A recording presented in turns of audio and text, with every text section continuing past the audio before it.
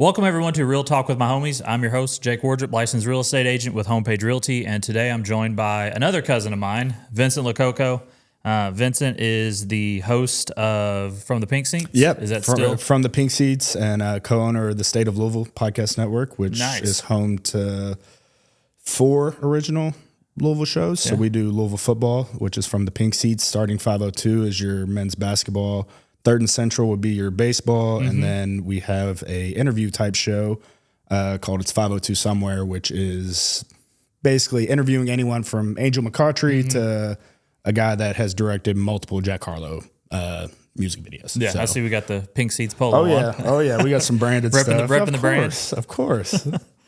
So Vincent, like I said, is my cousin, has a very successful career in the media as well, also has a full-time job. Yep. So you do got to pay the bills somehow. Of course, yep. Vincent played football, Trinity High School here locally, then went on to play at U of L. Were you a manager at U of L, or what was the official title? My title was a student assistant, and if you looked probably deeper, my title was probably something in nutrition because they just found some avenue to pay me through. That's normally how it works. But I would do anything from run meetings with Gunnar Brewer, who coached Randy Moss, Justin Blackman, Des Bryant, coached all these Biletnikoff Award winners. So I was really fortunate to learn a lot of football under him. And then I signaled for the offense. So every play that came in for Louisville from 2019 to 2020, your fall, both those fall seasons, I likely signaled in to Malik Cunningham. That's where most of me getting to see you on TV came from. Yeah. I always saw you right there next to the coach. Yeah. It's just, my mom's like, how do you always end up? I'm like, I have to hear what he says. I don't, it's a loud stadium. You're not clout chasing TV time. Like you got to be there. Of course. Yeah. It doesn't hurt that you're on TV, but like you still have a job to do. And the job is to get it from the coach. They'd send me some wild stuff, videos of me doing some dummy signals dummy signals are just made up off the top of your head. So you're doing creative, goofy stuff, and pretty easy for a guy like Connor Stallions to pick that up, though. So that's true. We can talk about that in a little bit if you want. That's a fun one. Oh yeah. So we'll get into U of L here in a little bit, but we'll start off with the Buffer brothers. So this has been on my list for a while. This is applicable because you enjoy MMA and boxing and all that. So Michael Buffer, we all know who Michael Buffer is, the legendary announcer. Let's get ready to rumble. Also know Bruce Buffer. Iconic. It's time. From the Octagon. We all know they're brothers. Yes. But what if I told you there was a world for the first 30 years of their life, they did not know they were brothers? Yeah, I remember hearing this story I can't remember how long ago at this point, but I think it goes along the lines of Bruce watching Michael Buffer on TV, asking their dad about that, and then his dad doing son. Yeah, So Bruce discovered Michael on TV and was like, hey, we're kind of similar. Yeah. We also kind of look alike. Yep. And we also have the same last name. It's ironic, huh? Yeah, what are the odds? And so he asked his dad, and his dad was like, yeah, actually, from a past marriage, I had another child. And I mean, can we call a spade a spade? It's kind of a scumbag dad. Yeah, pretty bad. Yeah. Hide an ex-family from somebody. Yeah, you can't. You just can't do that. Like knew, which was to be honest, there was a time he was the only one that knew that these two famous voices. I want to see them flip flop one time. Yeah. I want to see Bruce hop over and do a boxing and see Michael hop over and do a UFC just to see because they have two completely different vibes when they're doing that stuff. Michael is definitely a little bit more buttoned up and I guess you would say put together. I mean, UFC is a little unhinged, and Bruce gets to have fun. That's a little more. Yeah, you need somebody that's a little more juice. I guess is the right term. But yeah, like just not to tell your kids at all is. That's bad. It's a move. It's definitely a move. How do you not bring that up though? Like my grandpa was married before my grandma and had a kid, and I've known about my dad's half brother my entire life. Yeah. So I mean, I've never met him, but I've known who he exists. I know he exists at least. Yeah. What does his dad's voice sound like? I want to know. I have no idea. Right. I'm squeaky. sure it's like a mouse. There's no way. Mousy. There's no way. He just got this terrible voice. You can't produce two amazing sounding men and not have a great voice. I mean, they are the voices of boxing and UFC. Yeah.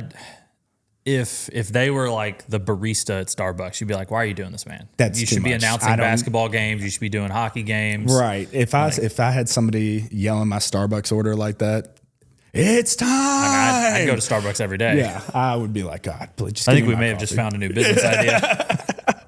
Starbucks for the Buffer fans. Yep. But yeah, like, so together, just to kind of go full circle, together they ended up trademarking Let's Get Ready to Rumble. It's generated millions of dollars in licensing. I think because Kentucky basketball tried to do this one time. You have to pay like at least $1 million to get him to say, let's get ready to rumble. Right. But he'll say, let's get ready to round ball. That's what Kentucky paid him to do. We took the cheap way out. We took the Temu buffer. That's fair. And had him say, let's get ready to round ball. Did you have to pay him $500,000 for that I one? don't know. Well, yeah, that's what I was getting at, is it's probably way cheaper to do it that route. You think when he sends his pricing sheets out, it's like, I'll do let's get ready to rumble for $1 million, and then he's got a small little fine print of. But if you're on a budget, I can do this for you. Yeah. God.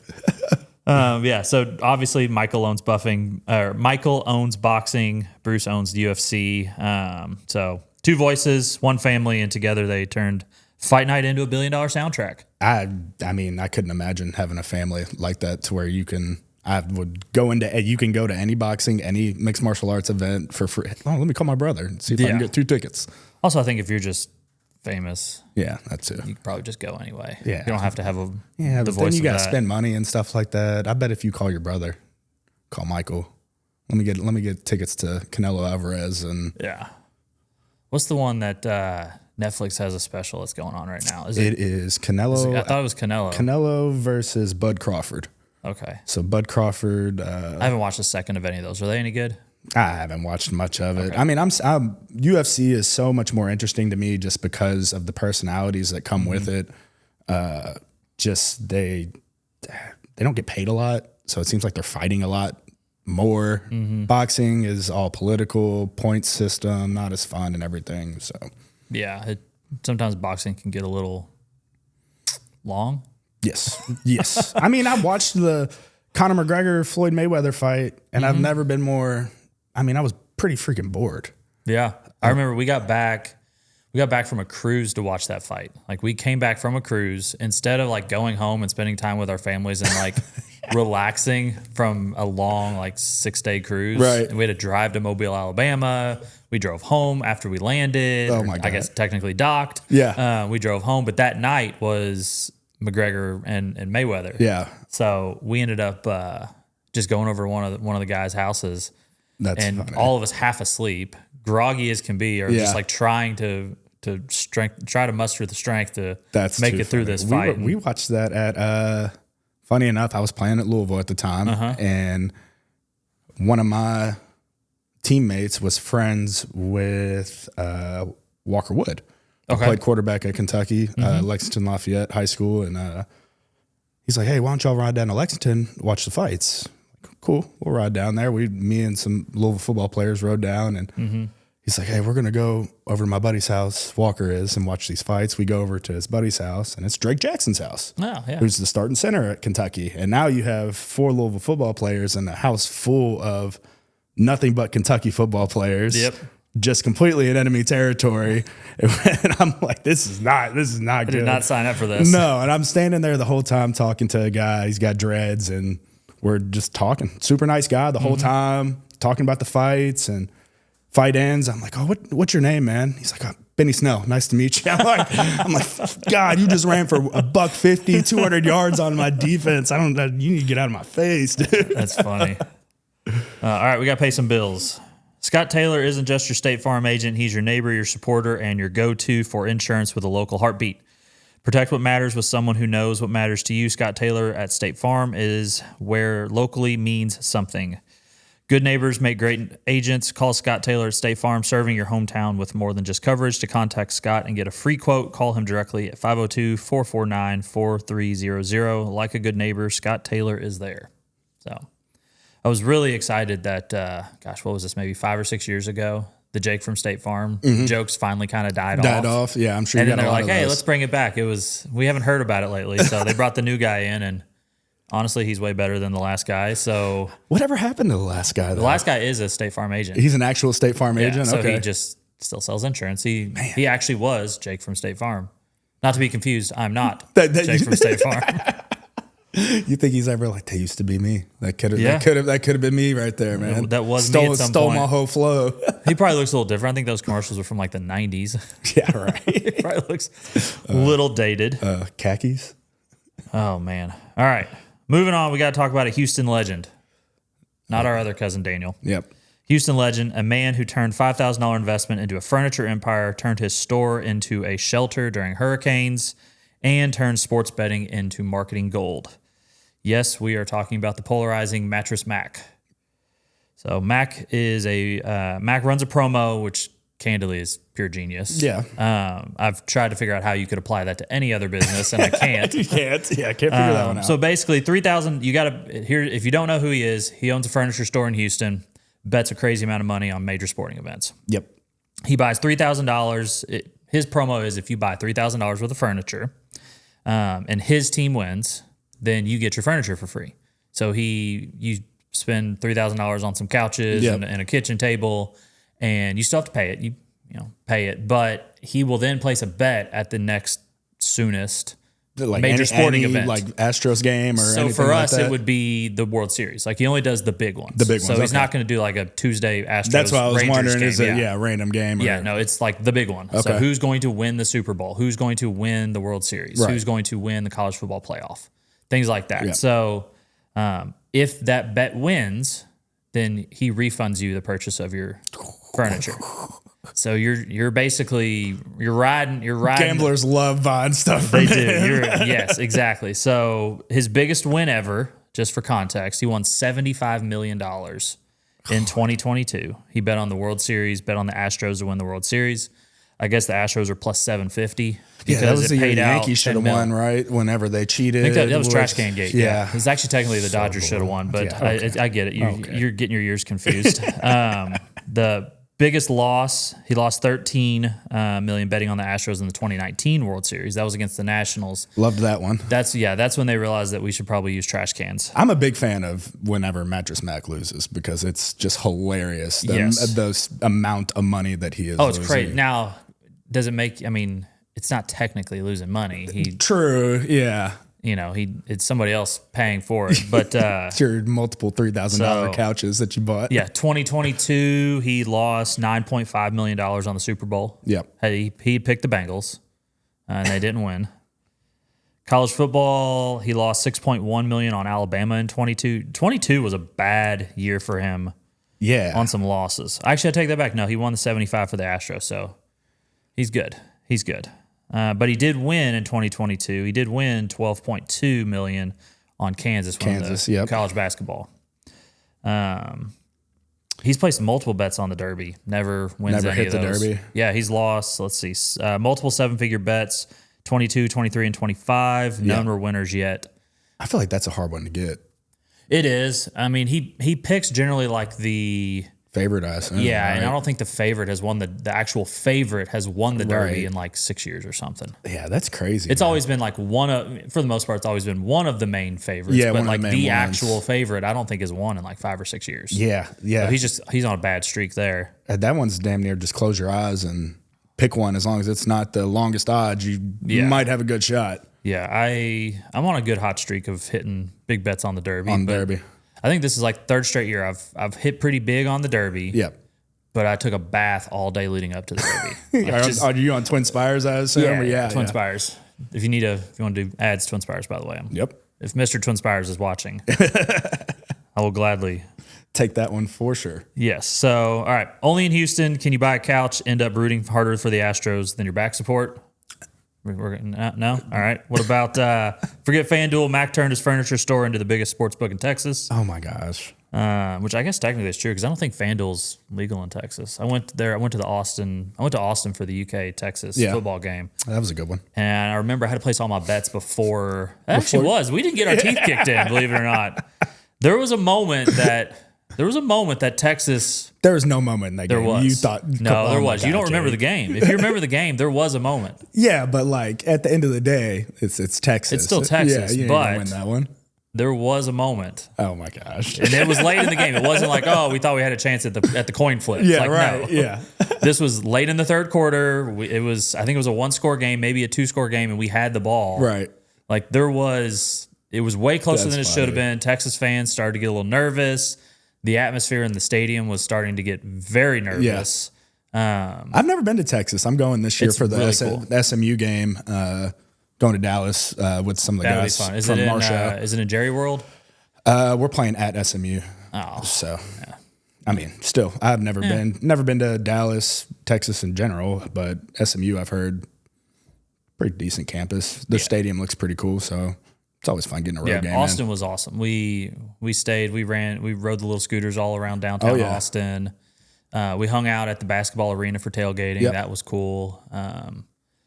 What'd I do? I think I bought my wife a pair of team licensed boots. Yeah. Some cowgirl boots. Yeah. And they sold Kentucky, which was kind of cool. That's wild. It's a national brand, but they just set up I think they're based out of Austin, but it's a national company. So they catered to the SEC. Right. So they had everybody. Like I could have gotten. Everybody caters to the SEC. Yeah. I could have gotten Gamecock, boots if I wanted to. So, all right.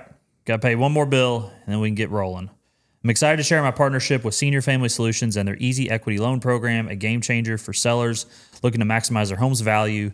This loan allows sellers to tap into their home's equity with no upfront costs, covering everything from contractor coordination to invoices, all paid at closing. Whether you're downsizing, upgrading, or simply preparing your home for top dollar, this program makes renovations seamless and stress-free. If you're ready to take advantage of this opportunity, give me a call or visit Senior Family Solutions to get started. All right. Let's get into the meat and potatoes of this. You are, in our family, patient zero. I have to show my dad this one. Yeah, you are the first. I was St. X. My older cousins were St. X. My grandpa was St. X. Your dad was St. X for a cup of coffee. Yeah, he was J-Town. Yeah, yes. But he went to St. X for a minute. He was there. Coached at St. X. Yep. And then you decided to zig with everybody's zag. Obviously, that clearly worked out. You started a trend. Yep.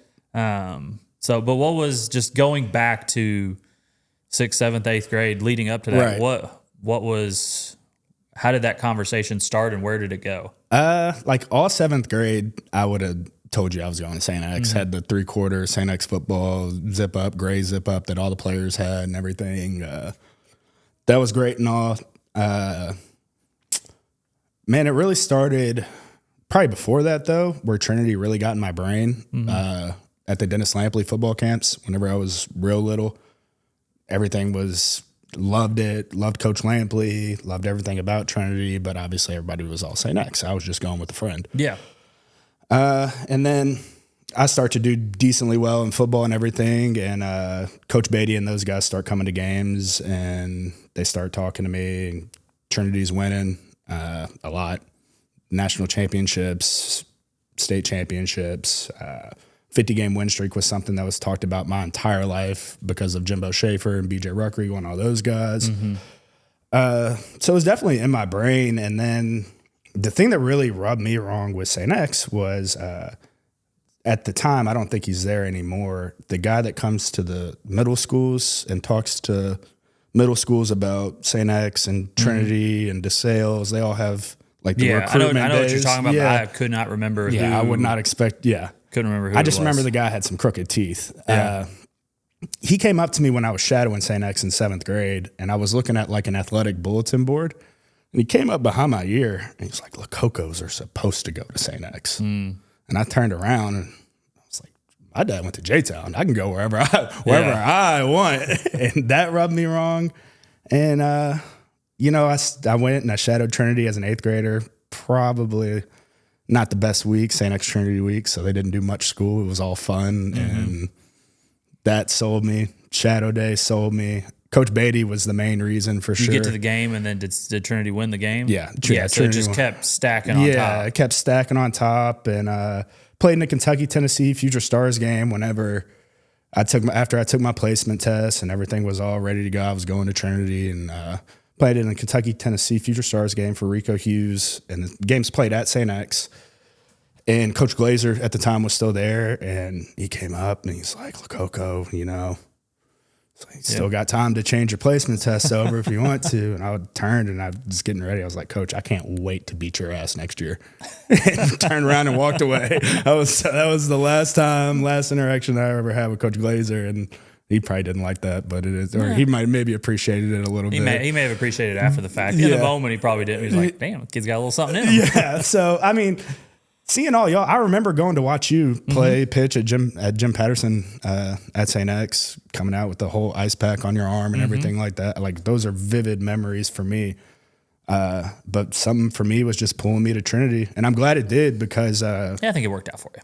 Yeah, it worked out in the long run. Right? But I mean, when you really look at it, Tony and his wife Susie weren't coming around the family. Any of the little deep dive into our family, they weren't going to any of the family events. Don't know why. Had something to do with my grandpa. I have no idea. Yeah. But whenever they moved Uncle Joe and Aunt Josie back, Tony didn't know that, and he didn't know why they got brought back. So whenever you were kind of a cog, and when Aunt Josie went into the hospital, he didn't know that. And I went into his office during advising. Tony and I had never had a conversation before, probably 2 years into me at Trinity. And I was like, you probably want to go to the hospital and call Mike at this point in your life. And that has spun into him, Tony and Susie coming to everything. My parents see him all the time now. That's probably, like, for me, the biggest impact. My favorite part about Trinity was being able to bring that part of our family back into the fold, which I love. So. Yeah. And for anyone that's curious, Joe and Josie are my grandparents. Yeah. Yep. So, but yeah, it was always interesting that you were the first, and now it's kind of started. Nick went through there. Matt's there right now crushing it. Yep. Nick crushed it already. Now he's off playing college. If I had to guess, I'd say probably there's another one coming through that may end up at Trinity as well. We're out in Bullitt County, so you can make that drive. You can make that drive. My wife used to make that drive. I work right there in St. Matthews. My wife makes that drive in St. Matthews you come pick them up then. Yeah, I'll pick them up and drop them drive back all off. the way out to Mount Washington. That's pick them up, if you're paying for the tuition, that's all that matters is we can just keep pumping the Lococos and Wardrops through Trinity and it'll be fine. I think Bullitt East may be a little smitten. Yeah, Tyler Sharp, my buddy, went there, played basketball at U of L in Northern Kentucky. So. Yeah, my son is a monster of a human right now. Yeah, is he doing? Is nothing. He picking up? He's 3. Is he picking up baseballs and footballs and stuff? He now will say, "Daddy, let's go hit." Like he likes to go out in the front yard. And how's that feel for you as a dad? That's awesome. I mean, like that's what you look forward to, right? It's so cool. It's like we're gonna let him do whatever he wants, right? But realistically, we're gonna try to figure out a way to force baseball onto him. Yeah, I'm sure that won't be hard knowing you. But no, the one thing that I wish that I was able to do growing up was play football. Right.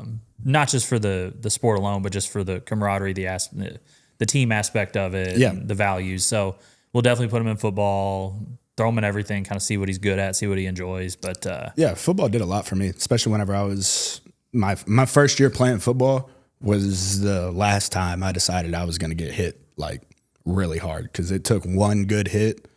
I got laid out. Dude stepped on my face mask after, and I was like, write that down. That's the last time that's ever going to happen to me. And moving to defense. Yep, moving to defense. Yeah, I'm on my way to defense. Yeah, I learned a lot of good stuff in football. Stuff I take today. I mean, to team. Everything you do is team oriented now. Everything in your world, everything in my world is very much team oriented, and football definitely helped with that. Oh, 100%. So, all right, gambling. You like to gamble? I bet. A little bit? Yep. You gamble a lot. Last time we had lunch maybe a couple months ago. I didn't know this. You gamble a lot on UFC. Yeah, the big cards. Yeah, for sure. I don't gamble anything on UFC because it's a coin flip. I wouldn't say coin flip, but it's just I don't have the right. I appreciate the sport. I enjoy the sport. Yep. I respect the sport. I'm not digging into the weeds on things. Like I'm a casual. I'm not going to pretend to be more than that. Of course, yeah. I'm a casual. I'll watch the big fights. If I miss the fight, I wake. One of the first things I do in the morning is I'll see what happened. Check the highlights, of course. Yeah, check the highlights. So, but But yeah, what got you so into UFC just from a fan standpoint, other than just how awesome it is? Well, Conor McGregor got me into it back in 2014 for sure. I remember being in high school, watching this dude talk about Jose Aldo's going to come out with his right hand and he's going to throw a heavy right hand. I'm going to step back and I'm going to hit him with my left. He's going to be too slow and I'm going to be too quick. And sure enough, 12 seconds later, he does it. Exactly what he said. And that wasn't the first time that he did that. And I'm telling my dad, I'm like, this guy's like Muhammad Ali of the UFC. He's calling every shot and doing it. And he got me sold on it. I was always a fan growing up, and more casual. I knew who the Tito Ortiz, Chuck Liddell, the bigger name guys were. That's kind of where my knowledge started and stopped as well. Yeah. Exactly. But now with Conor really got me diving into it. And he, a lot like myself, he tore his ACL and won his first title fight. And I was like, for me, that was my whole motivation to get back. My first ACL tear was like, well, this dude did it. And he won a title on a torn ACL, and 2, made it back in less than a year to have a whole nother fight. Now, 2 completely different sports. I do a little bit more cutting and running than he does in a mixed martial arts fight, but still the premise applies of the mindset of getting back quickly and stuff like that. But Conor really got me into it. And at this point, I mean, I do jiu-jitsu. I practice jiu-jitsu. I'm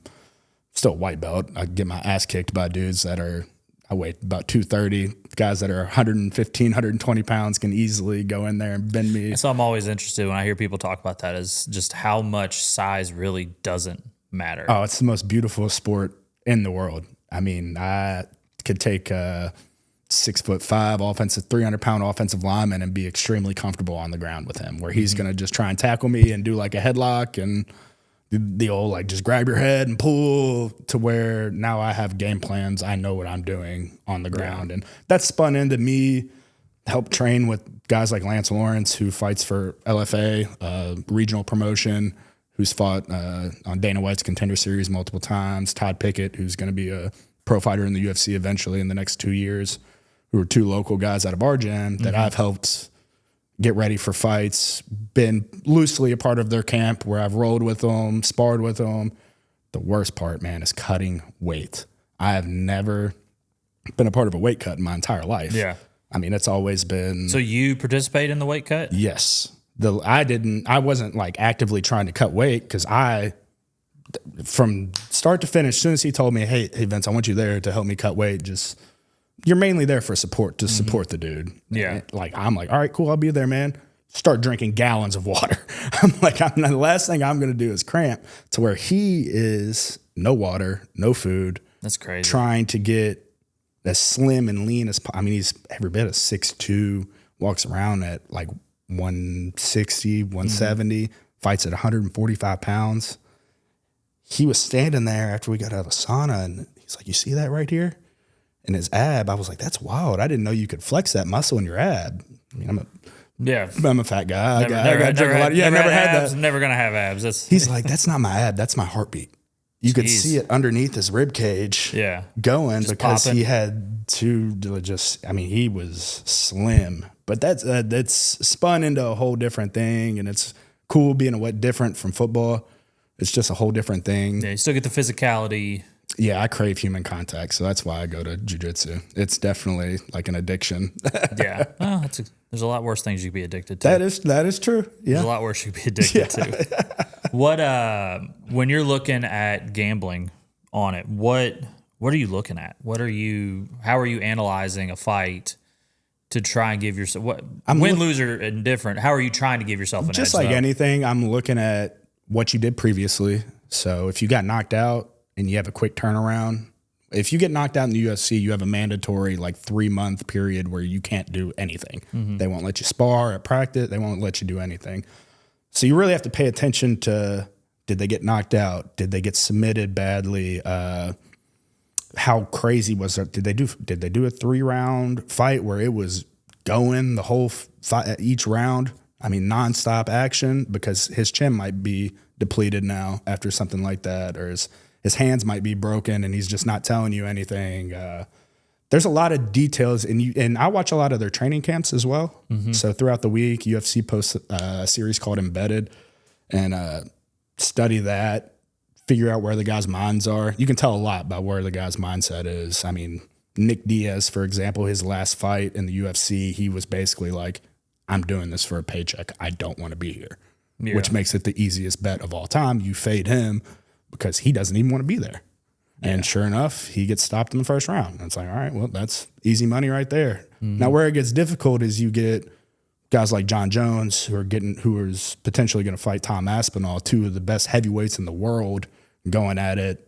And that's where you sit there and you flip a coin and you say, we'll see who. Yeah, what exactly? Who's your favorite guy? Who's your favorite guy here? I'm a big John Jones guy, and it's like he's never lost in his entire career. But this young buck is nasty. He's had less than like 5 minutes in the octagon his entire career. If you sum up the time that he's fought, and it's like he could definitely tag him. So it's a lot of things that you look at. Mainly, what they did previously is what I'm looking at, and how bad was it. I'm not going to bet on you if you just got your head dribbled off a canvas. That's, I mean, what do you just take outcome? Do you do anything specific? What exactly do you? I do a big $5 parlay where it's like $5 to hit for like $2,000, $3,000. Bet all the fights, parlay them all, money line together. And then eventually somebody loses in that. Yeah. I've hit that once, twice before. And after that, I mainly just go look at who you are. If I know you're a knockout artist, I'll probably bet KO. If I know you're a submission artist, I'll probably bet submission for a finish. I don't like betting the rounds because the rounds are too unpredictable. You know, saying, oh, Jake Wardrop's going to knock out blah, blah, blah in the first round. You can't really like, you might come out and be feeling it out, and now you're like, well, shit, I just lost $10, $20 on something stupid that doesn't make sense. I usually just go money line because it's clean, it's easy. Yeah, I mean, you can win knockout, submission, any round, any way, decision. It's just super easy. But so you do a lot of research, but then you just you come back home as a simple.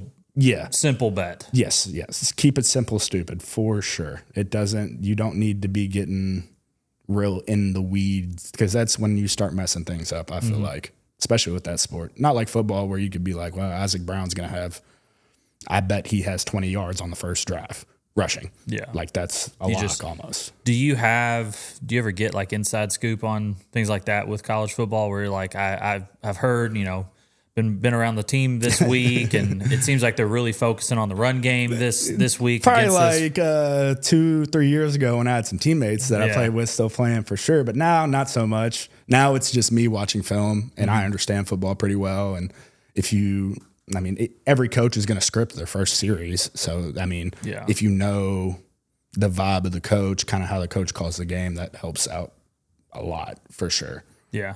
Do you dabble much in college football gambling?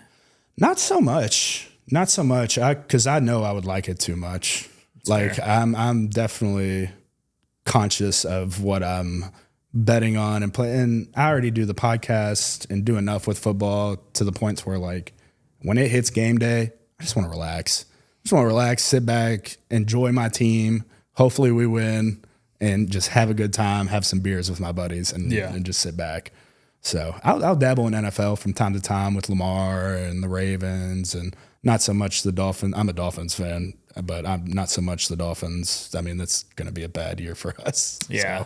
So. Nobody cares about your fantasy team, but I definitely had a dynasty league and Tua and Tyreek were both on my team, and after that first week, literally halfway through the game, I put them both on the trade block. Oh gosh, like the game's not even over yet, and I'm like, all right, yeah. See, I have call and they're available. See, I picked up Waddle on my fantasy this year, knowing the situation with Tyreek. I'm like, well, Tua's just going to be looking to him, and then he gets freaking hurt week one. I'm like, this is just even better. So, yeah, that's I got really back into fantasy this year. I don't want to turn this into a fantasy football talk. Oh gosh, no. I can imagine with you. I don't want to turn this back into fantasy football. Yeah, if you can gamble on it, man, I'm interested. So obviously you played at U of L. Life as a D1 college football player, right? A little different than life as a D3 baseball player. Similar. No, not much. Not much. We both had to answer to the NCAA is about where it starts and stops. That's fair. You had a lot more resources than I did. You had a lot more better stuff than I did. Yeah, definitely. I will say swag, we had some pretty good stuff. Yes, y'all had some nice stuff. But yeah, as far as access, like I had to pay for it though. You probably had like stuff randomly just put in your locker from time to time. We're like, hey, cool, new polo. 100%. Yeah, shoes, polos. Mine was like twisting. The craziest thing is we had to give a pair of socks to get a pair of socks. You'd never think that. I wouldn't be asking you for a pair of socks. Like, dude, just give me a pair of socks. That was the biggest gripe for us playing football, was getting socks. That's crazy. Yeah, you never. Was there anything you still had to buy yourself? No. Is there anything you chose to buy yourself? No, I ain't about none. I mean, I don't know. Maybe you're like, I'm at Dick's and I need a new mouth guard or something. No, man, mouthpiece. I wouldn't even. Half the dudes don't even wear mouthpieces. I did that one practice, about bit through my tongue, and ran to a trainer. Was like, I need a mouthpiece. That was stupid. Yeah, I just saw Cam Newton back in the day chewing gum back there, looking cool. I'm like, I'm gonna do that. Yeah, and that was back when quarterbacks could get hit too, which is even crazier. Yeah.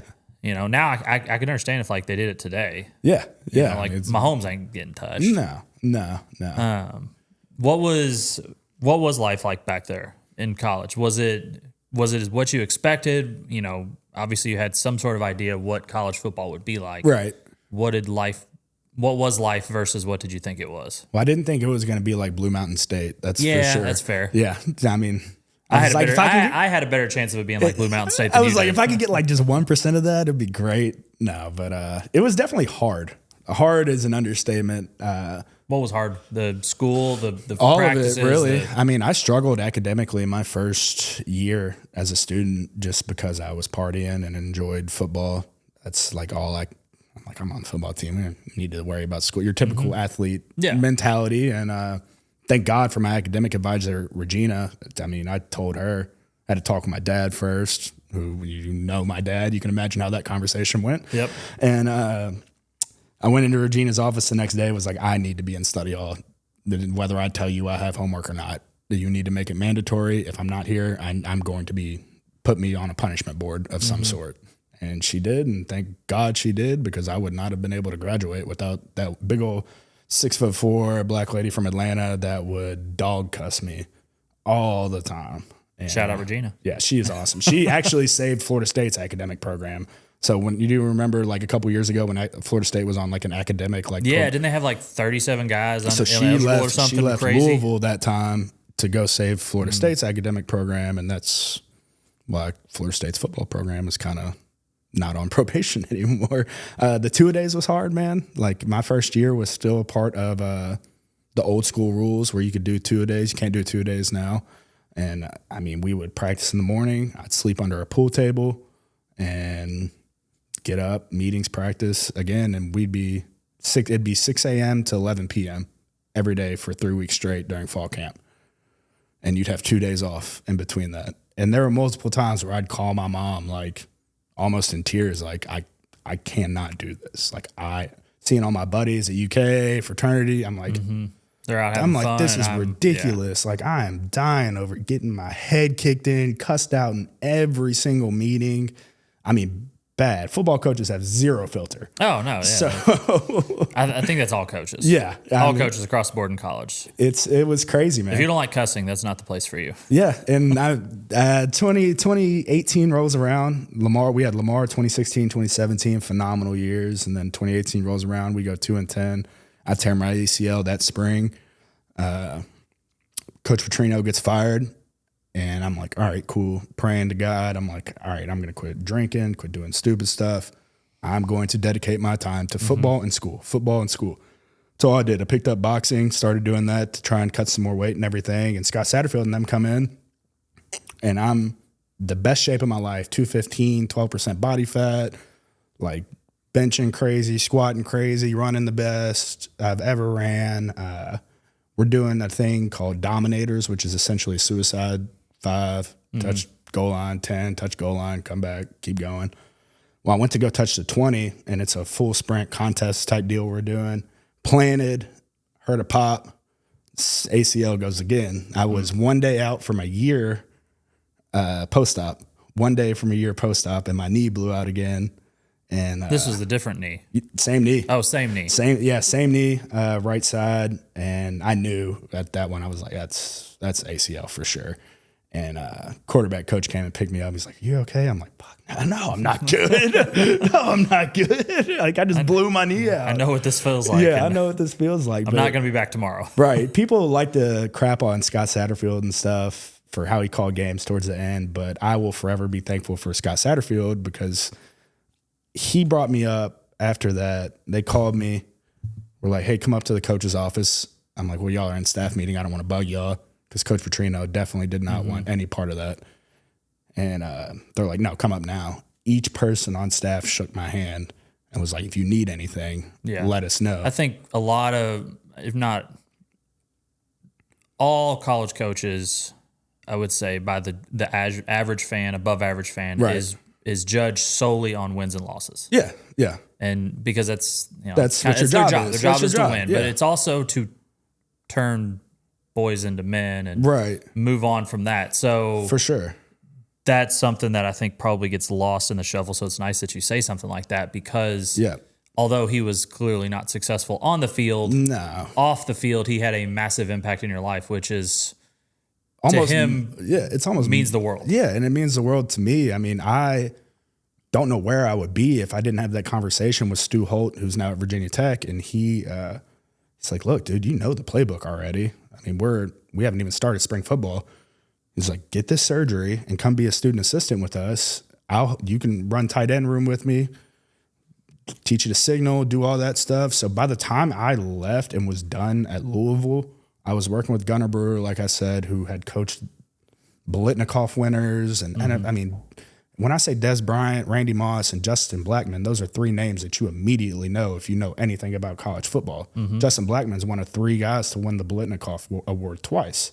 So I'm like, he's one of the best college wide receivers of all time. Yeah, I'm learning from the GOAT of wide receiver coaches. Like I learned so much football during that time period and came out of my shell to be able to stand up and run meetings in front of my teammates and my peers who I'm now coaching, which was even weirder dynamic. That's a very interesting dynamic. Yeah, I can't text my buddies and be like, "Hey, let's go grab a beer on Friday," because now we can't really drink and hang out. Yeah, there's a line has been drawn. There's definitely a line drawn, and I'm just thankful for it, though. That was probably the most 2020 was the second year, but it was probably the two most enjoyable years of football I ever had. Yeah. Just being on the field and coaching and having an impact on guys' lives like that. What would you say is probably your favorite moment in college? Playing or coaching? You pick. But playing, I didn't play much. I played 2 games. I was still lettered. So I got Technically, you didn't have to play to enjoy the moment, though. Yeah, right. But 2016, whenever Lamar was at the peak of his Heisman season and stuff, man, that's you've never experienced college football until you've been around a guy that's getting ready to win the Heisman Trophy. Yeah, I'd say he's arguably top 5 college football player of all time. For sure. Yeah, he's probably top 3 in my book with Cam, Reggie Bush, and Lamar. I mean, I think Lamar's better than Tebow. If you put him in Tebow's offense, he's putting up numbers that are better than Tim Tebow. I mean, Tebow's throwing to Percy Harvin, and Lamar's throwing to a guy named Jalen Smith, who nobody knows. Yeah. And it's like, but in 16, I'm on scout team, and I had a play where I'm running to make a play on Lamar, and he, it's like slow motion. This is a play I'm going to tell my kids about for the rest of my life. Okay. Like I got to tag off. You can't tackle the quarterback, but like I got to tackle Lamar Jackson. This is going to be great. I'm running. I'm thinking about this as I'm running, Jake. He looks at me. He points at me. I see that big old grin that he always has. And I had the angle too. And it was like, phew. I got a feeling you didn't have the angle. I had the angle. It was right there. And it's just a whole different gear, man. And it's like moments like that, you're like, man, I ain't got no shot of playing the NFL. None. You see dudes like that, you're like, that's the NFL. Yeah. Like, this is where my football stops right here. And you got to be okay with that. But that one, Florida State game in 16 was fun. My favorite coaching was 2019, whenever we went 2-10. And 18 to be able to spin that around and have the best turnaround in ACC history to win 8-9 games. In 19, almost beat Notre Dame, probably the craziest environment I've ever experienced in my life. Everybody from Pat McAfee, ESPN, everybody's like, well, Louisville's back now. Like, Louisville's playing really good. This is not the same 2-10 football team. We go and win the Music City Bowl. That's probably the highlight right there. I'm like, this is awesome. Like, seeing the fans, knowing how hard we worked to get from 2-10 to winning a Music City Bowl against an SEC team in Mississippi State. And it's like, man, it doesn't get better than that. Then who was quarterback then at Mississippi State? They had a weird instance that year, man, where their quarterback that week got punched by another player, I believe, and broke his jaw. So I don't know who their quarterback was. Oh, yeah. They had like a weird situation. I just remember like the bowl week is like vacation for everybody pretty much because you're not playing in the national title. So it doesn't really matter at the end of the day. Yeah. No. Nobody's going to sit here. I'm going to remember the Music City Bowl like it was a national championship.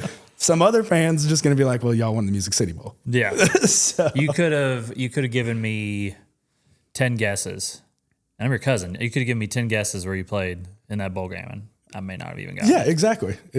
Man, it was fun, though, to be able to – I remember that Wednesday after we're hearing about this rumored injury from their quarterback, and we're all trying to go and party on Broadway, and my student assistants on the defensive side are like, man, B. Brown's got us cutting up hours of film because Mississippi State's quarterback. I'm like, so you got to figure out what's going on with the backup and what does he like to do? Who is he? Yeah. Oh, just had to reset their whole game plan. It was hilarious. Yeah. Did y'all end up winning that game?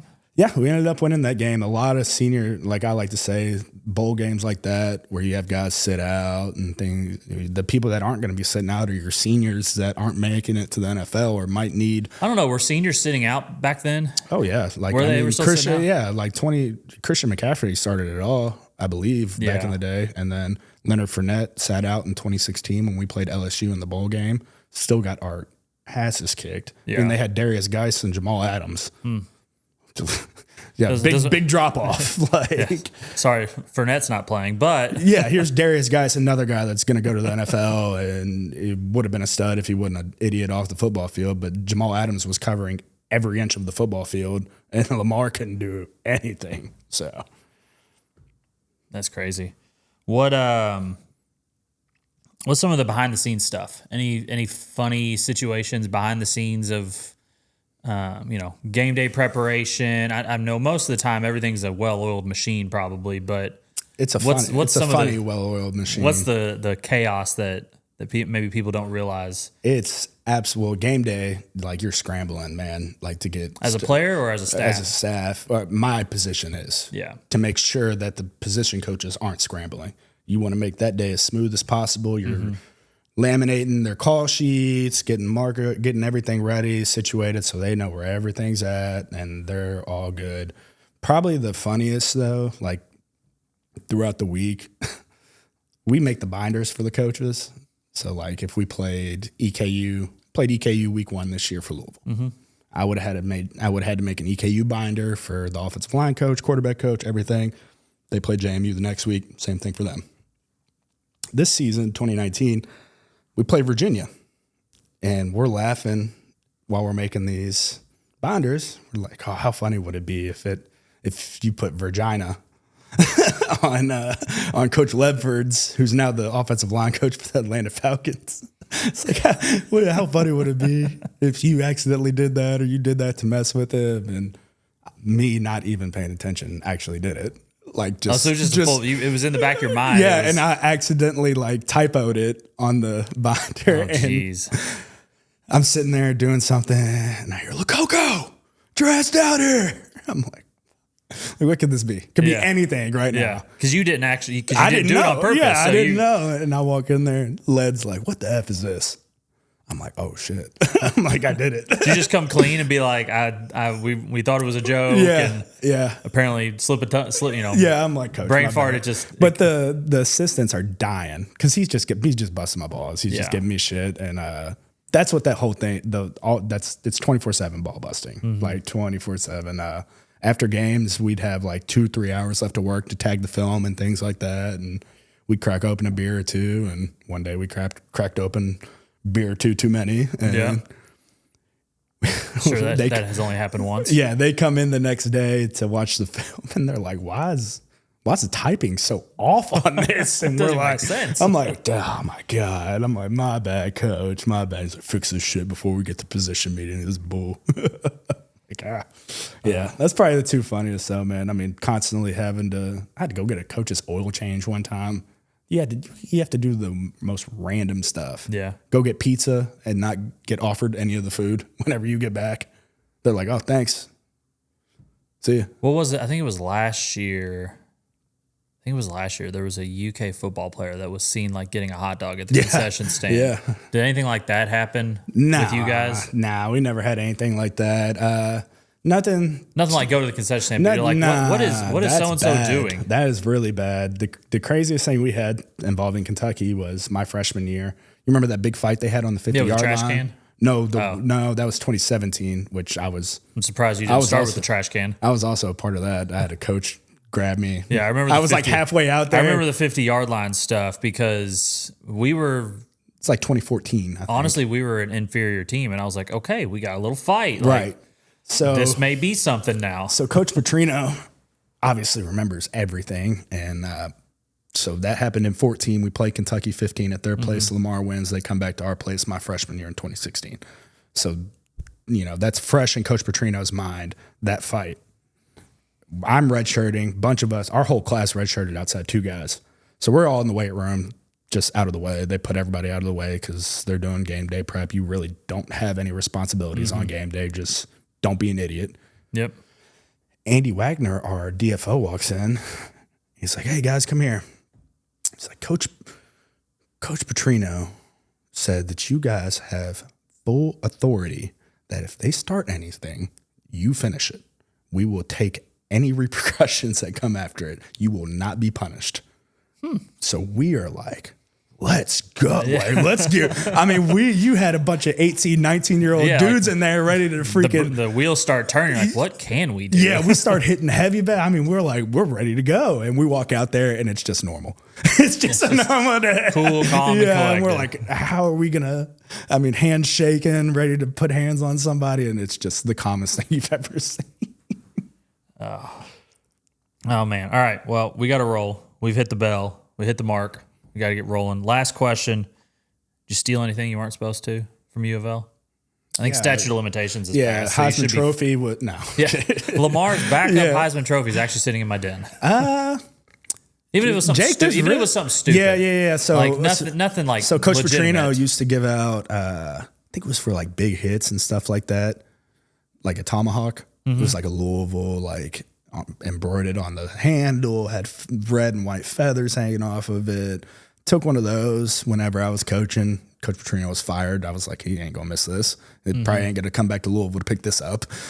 But I really didn't need to steal anything, man. Because like, if I needed something, I'd go to the equipment staff. I'd be like, hey, that's the best thing I learned from my parents. I'm sure you learned from your parents as well, is like to just treat everyone with respect. And that's what I always told the freshmen coming in. I'm like, look, man, if you go to the equipment staff and like, I need, and don't ask how somebody's day's doing, or don't take the time to learn somebody's name, you're not going to get shit. I was talking to a recruit during March Madness, a kid that's a freshman now at Louisville, wide receiver. And he's like, what's the biggest advice you can give me? Like going into, you've been around. And I'm like, learn the janitor's name. Like, if you learn the janitor's name, that's step one, because Joe's going to take care of everything, all your trash, everything. I mean, that dude's doing the worst job probably in the whole stadium. And all he wants is just a what's up, how's your day? And that, from my freshman year, learning the janitor's name spun into, like, I could text and call equipment people, trainers, anyone from my time at Louisville, just because I treated them with respect. Yeah. Could you get stuff now if you asked for it? Probably not. No, even though it's like, hey, let me get a pair of shorts? No, probably not. They'll be like, Lococo, why are you texting me? Everything now they just assume is me asking podcast stuff. They're like, were you just trying to get information? I'm like, dude, like, I'm not. You're in the media now. I'm really not. You're legitimately in the media now. Yeah, they're always like, we got to watch what we say around you. I'm like, I go to L Club meetings and since I lettered, I'm like, I go to all this stuff and don't talk about any of it. So I'm the last person that y'all need to worry about. Steel trap. Yeah. Steel trap. Yeah.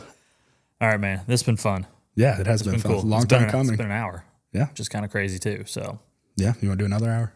Nah, I think we got pay for it if we do. I don't have that in the budget. Don't have the hours. Don't have it in the budget. So, all right. With that being said, thanks, man. It's been awesome. Appreciate it. It's been fun. We'll do it again at some point. For sure. All right.